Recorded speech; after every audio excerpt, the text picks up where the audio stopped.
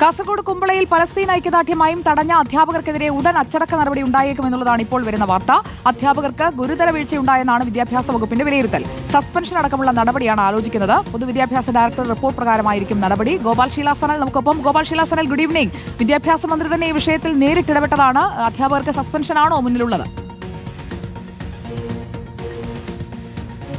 അതെ സുജിയ, കാരണം വകുപ്പിന് വലിയ അതൃപ്തിയുണ്ട് ഈ വിഷയത്തിൽ. കാരണം സർക്കാർ പരസ്യമായ ഒരു പ്രകടമായ നിലപാട് പലസ്തീൻ വിഷയവുമായി ബന്ധപ്പെട്ട് സ്വീകരിച്ചിട്ടുള്ളതാണ്. അതിന് വിരുദ്ധമായ ഒരു നിലപാട് എടുത്തു എന്നത് മാത്രമല്ല, അത് കുട്ടികളുമായി ബന്ധപ്പെട്ട വിഷയം, അത് ഏറെ സെൻസിറ്റീവായ വിഷയം, വളരെ ലാഘവത്തോടുകൂടി അതിന്റെ ഭവിഷ്യത്തുകൾ ആലോചിക്കാതെ ഇങ്ങനെ ചെയ്തതിൽ വലിയ അതൃപ്തി വിദ്യാഭ്യാസ മന്ത്രിക്ക് ഉണ്ട്. അതുമായി ബന്ധപ്പെട്ട് തന്നെ കാരണം കാണിക്കൽ നോട്ടീസ് നൽകുകയും പിന്നീട് സസ്പെൻഷൻ അടക്കം ഉള്ള നടപടികളിലേക്ക് കടക്കാനുമാണ് പ്രാഥമികമായി നമുക്ക് ലഭിക്കുന്ന വിവരപ്രകാരം വിദ്യാഭ്യാസ വകുപ്പ് ആലോചിക്കുന്നത്.